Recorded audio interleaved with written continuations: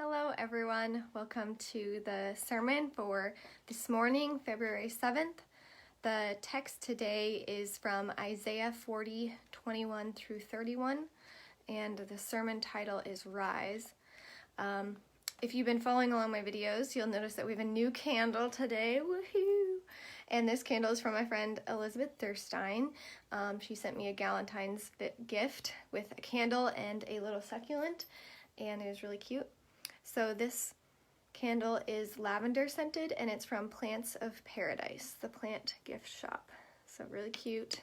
And it also came with this little matchbox that has succulents on it, which is really cute. Anyways, not sponsored, but hey, if they want to send me some succulents, that would be cool. Welcome. I am glad you are here.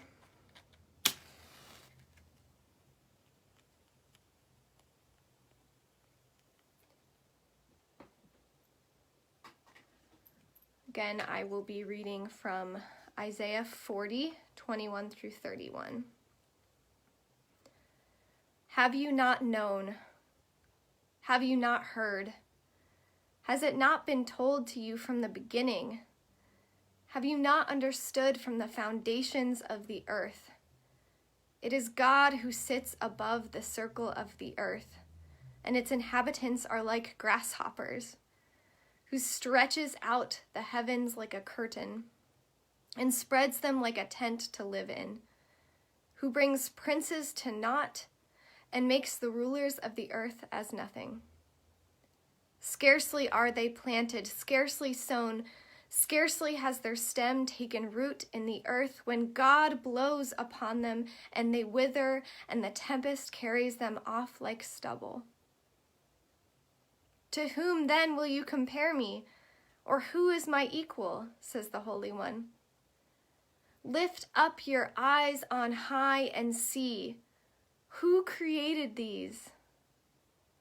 God, who brings out their host and numbers them, calling them all by name. Because God is great in strength, mighty in power, not one is missing. Why do you say, O Jacob, and speak, O Israel, my way is hidden from the Lord, and my right is disregarded by my God? Have you not known? Have you not heard? The Lord is the everlasting God, the creator of the ends of the earth. God does not faint or grow weary. God's understanding is unsearchable. God gives power to the faint and strengthens the powerless.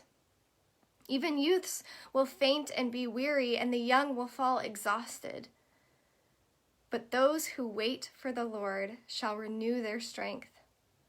They shall mount up with wings like eagles. They shall run and not be weary. They shall walk and not faint. Today, when we had our Zoom service for children's time, I played a clip from The Rescuers Down Under.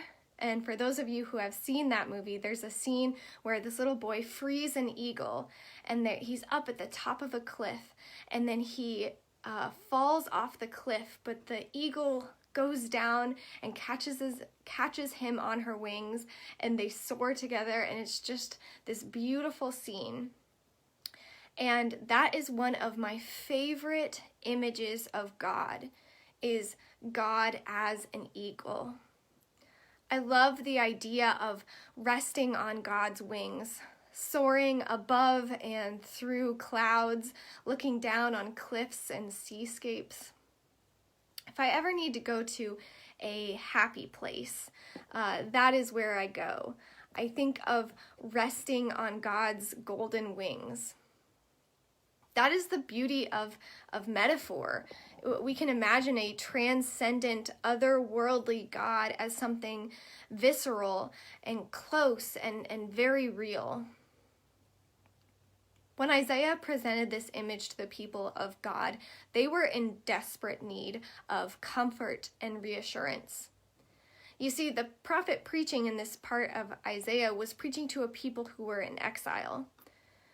They would have probably been around the end of the exile in the 530s BCE.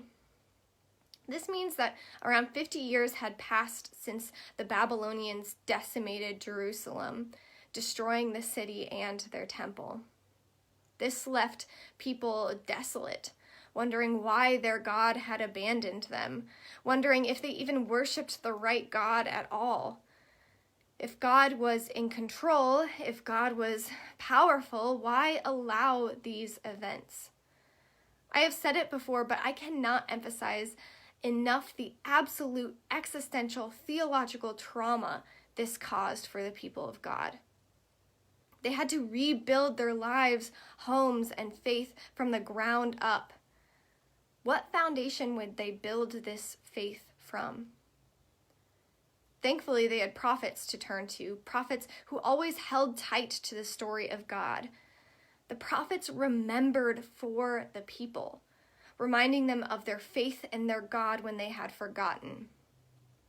In today's passage, we see a prophet calling God's people to look both at the supreme majesty of their Creator God, while also reminding them of the exquisite particularity with which God works in the life of each and every person. The words in this passage are poetic, meant to be spoken with earnest passion. It almost preaches itself. Have you not known? Have you not heard? Has it not been told to you from the beginning? Have you not understood from the foundations of the earth? The prophet uses this line of questioning to draw God's people back to the beginning, back into their collective faithful memory. The implication is this: you do intimately know this God. You have been told about this God. You have heard these words from the beginning of time. You have understood this back when the foundation of the earth was formed. In the depths of your being, you know what I am about to say to be true.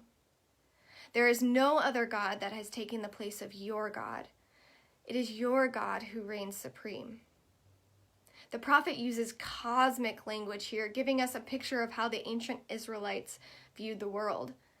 They thought of the world as a dome, like a snow globe, and God was holding back the chaotic waters of the sky that existed above and around the dome.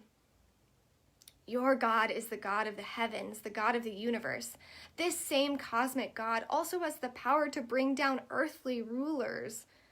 You think your king is powerful? His power is nothing compared to our Creator God. The prophet goes on to emphasize how there is no one equal to God in power and strength. It seems as if the prophet wants to make one point very clear. Our Creator God is near. This is the same God we have known all this time. God has not changed. You have. Your life has been turned upside down, but God is still there, still holding the world in place, still in control.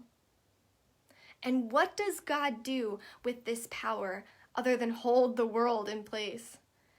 God extends this power to God's people. Yes, you are weary. Yes, you are in crisis, but God will not leave you in your despair. God will use this ultimate creative power to do a new thing. The question behind the words of this passage, the same question we could ask ourselves today is, are we ready to bear witness to God's creative power in our lives? Here is what is surprising about this passage.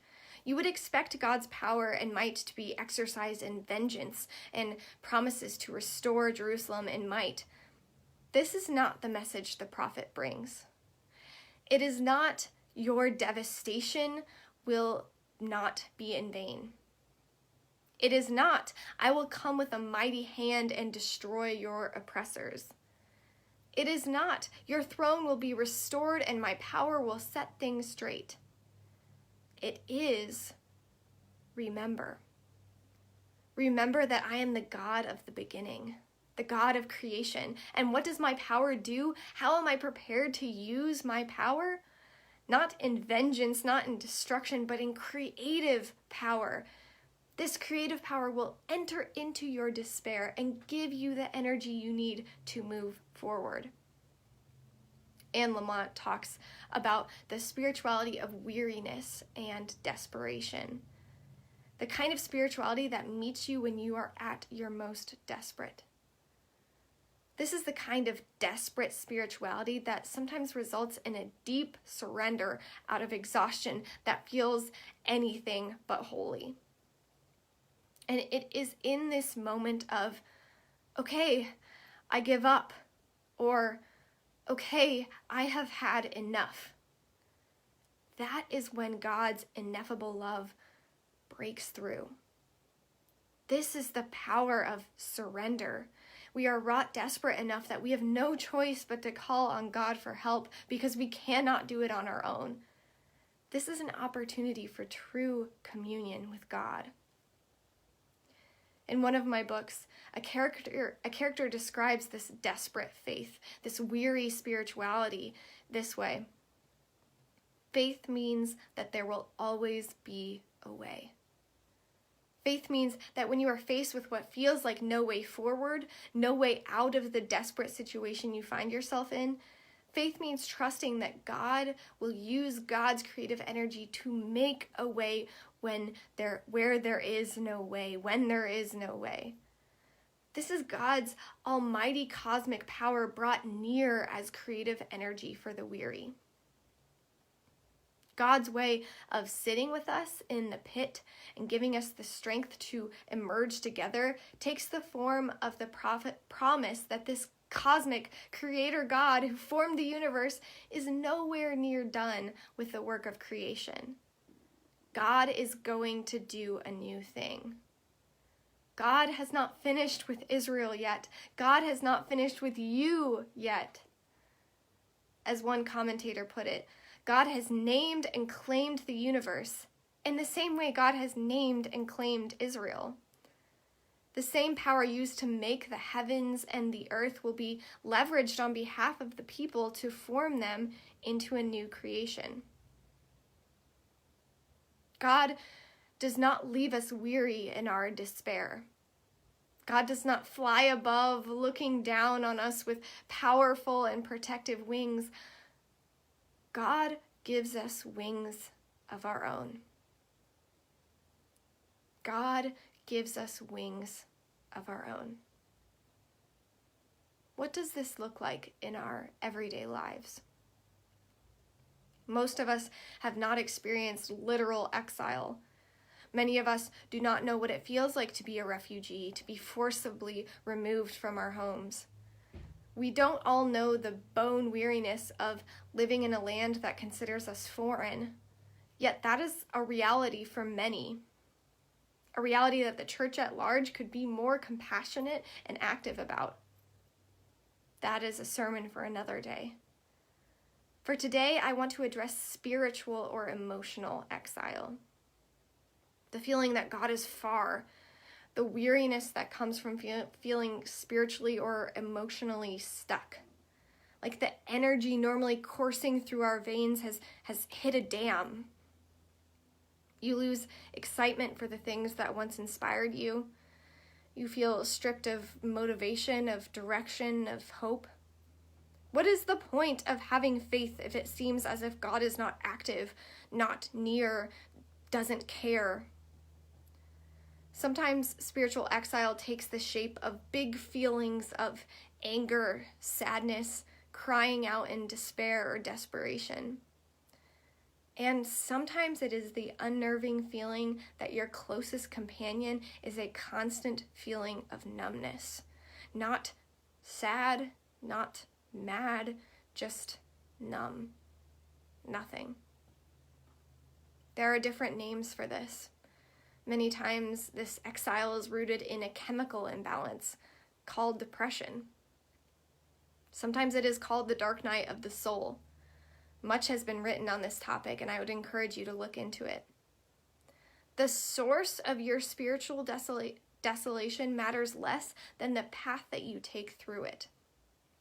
Both depression and the dark night of the soul can be transformative journeys if not resisted. What would it mean to lean into your desperation? Think of it as a wise spiritual teacher guiding you towards deeper understanding.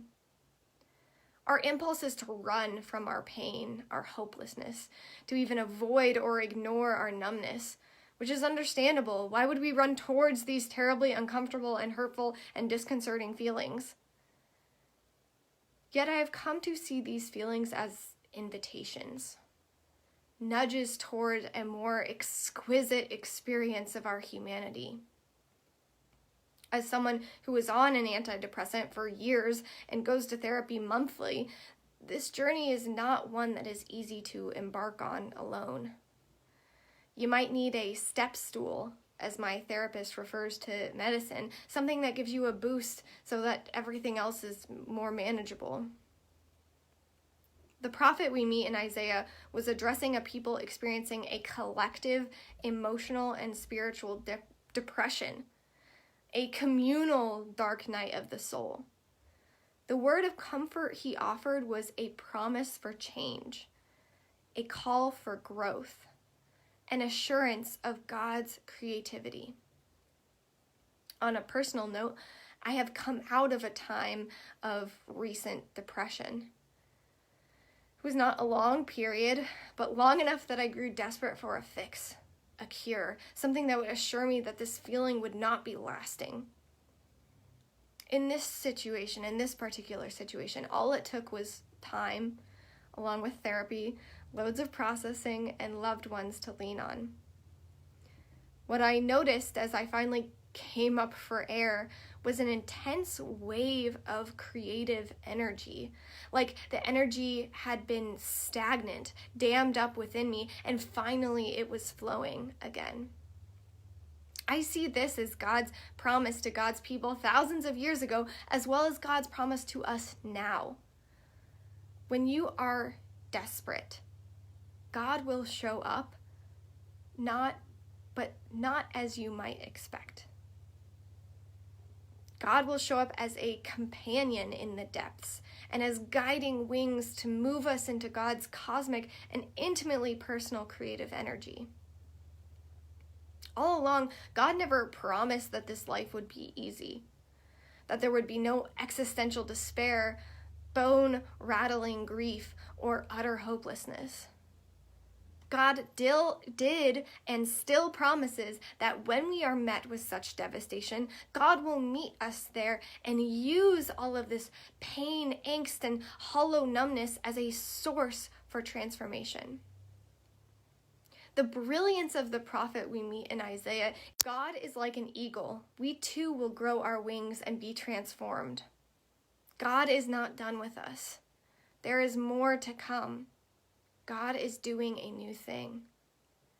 It is important to remember that there is no time frame for this transformation. We don't hear God saying, "If you trust in me, in as little as 5 business days, you will emerge from your cocoon of depression as a brand new person." There is no time limit. So know that if you are still there in the pit, in the midst of the, as Allison Raskin calls it, the strange and heavy grief, then know that there is more work to be done.